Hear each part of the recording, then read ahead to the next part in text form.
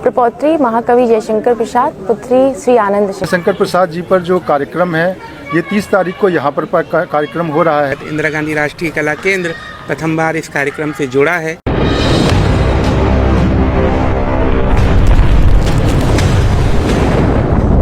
मैं डॉक्टर कविता कुमारी प्रसाद, प्रपौत्री महाकवि जयशंकर प्रसाद, पुत्री श्री आनंद शंकर प्रसाद जी की 135वीं जयंती हम मना रहे हैं। उसी के उपलक्ष्य में 30 जनवरी को उनकी जयंती पर महाकवि जयशंकर प्रसाद साहित्य संस्कृति महोत्सव 2024 मना रहे हैं। तो उसी के पूर्व में जो है चित्रकला शिविर 28-29 को है, आज वहीं से शुरुआत हो गई है कार्यक्रम की। और 30 जनवरी को जो है माननीय मंत्री जी जयवीर जी आ रहे हैं, पर्यटन एवं संस्कृति, और उसी दिन हम प्रसाद जी की जयंती मनाएंगे।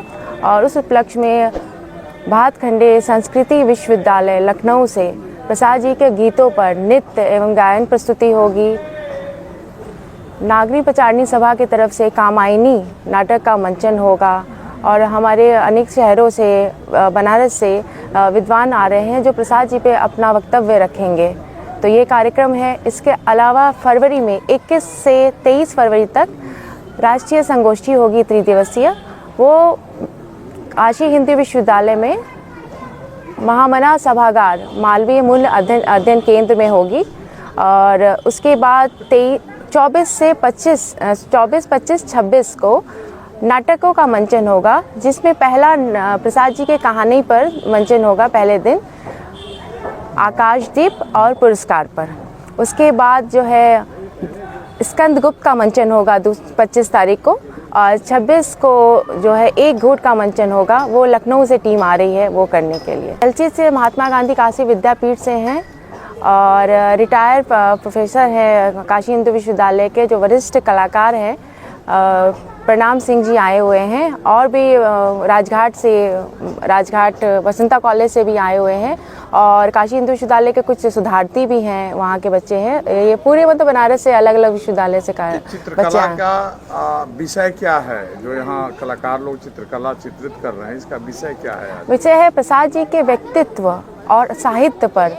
उनका जो राष्ट्र चेतना है, नारी को किस दृष्टि से देखते हैं, प्रकृति प्रेम, ये सारी चीज़ें, उनके व्यक्तित्व को भी इस सारी चित्रकला में सारी चीज़ों को दर्शाया जाएगा। नमस्कार, मैं डॉक्टर अभिजीत दीक्षित, इंदिरा गांधी राष्ट्रीय कला केंद्र, जिसका क्षेत्रीय केंद्र यहाँ पर वाराणसी में स्थित है, उसका मैं निदेशक हूँ और इस रूप में कार्य कर। मूलतः ये पूरी की पूरी जो संकल्पना तैयार की गई है वह प्रसाद और कला, वह कला चाहे चित्रकला के रूप में हो, वह नाटक के रूप में हो, वह गीतों के रूप में हो, वह काव्यों के रूप में हो, और साथ साथ संगोष्ठियों के अंतर्गत विचारों के रूप में हो।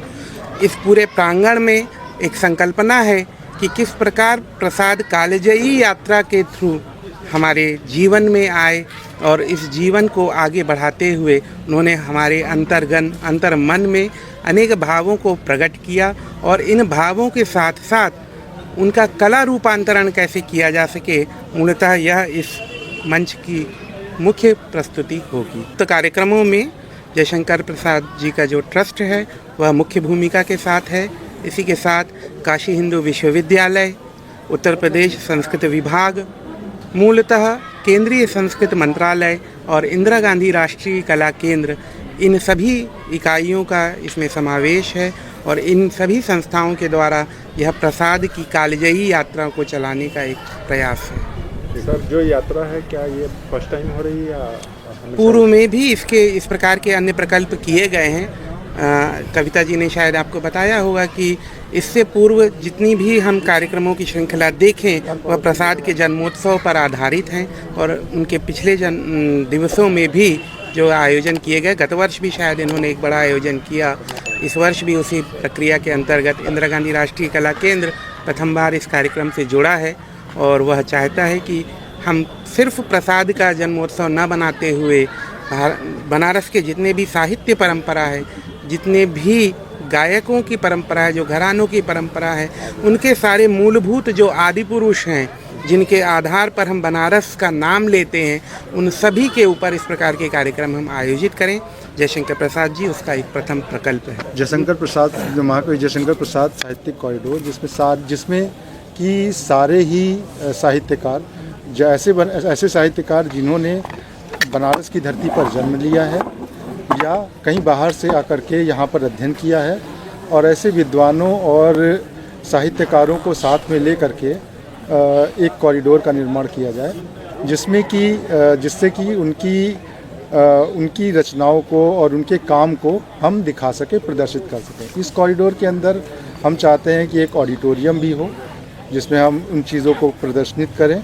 ऑडिटोरियम के साथ खुला मंच और खुली जगह, ये सारी चीज़ें भी साथ में प्रस्तावित हैं। ये प्रस्ताव हमारा अभी डीएम के पास गया था और अभी हमारा ज़मीन ढूंढने का काम इसमें है। इसमें हमारे साथ आर.के. रावत जी, जो यहाँ के पर्यटन मंत्री हैं, पर्यटन सचिव हैं, वो भी हमारे साथ जुड़े हैं इस कार्य इसको लेकर के, और इस पर हम लोग प्रोसेसिंग में आगे बढ़ रहे हैं। इसके अलावा जयशंकर प्रसाद जी पर जो कार्यक्रम है, ये 30 तारीख को यहाँ पर कार्यक्रम हो रहा है, जैसा आप लोग जानते हैं जयंती। इसके अलावा अलग अलग शहरों में भी प्रोग्राम हो रहे हैं। 31 तारीख को लखनऊ में प्रोग्राम है, और उसके अलावा बीकानेर में, जयपुर में, जम्मू और कश्मीर में अप्रैल में वो लोग करेंगे। और अलग अलग शहरों से हमारे पास खबरें हैं, जयपुर से भी इसी तरह अलग अलग शहरों से हमारे पास हमसे जुड़े हुए हैं, और वो सभी जयशंकर प्रसाद की जयंती को, इस कार्यक्रम को पूरे साल करना चाहते हैं। तो हमारे पास ये श्रृंखला है जब जन्मोत्सव की, जो लगातार चलती ही रहेगी। तो आप देखेंगे 3-4 महीनों से हम आपके साथ जुड़ेंगे और आपको अपडेट देते रहेंगे अलग अलग शहरों में क्या क्या प्रोग्राम हो।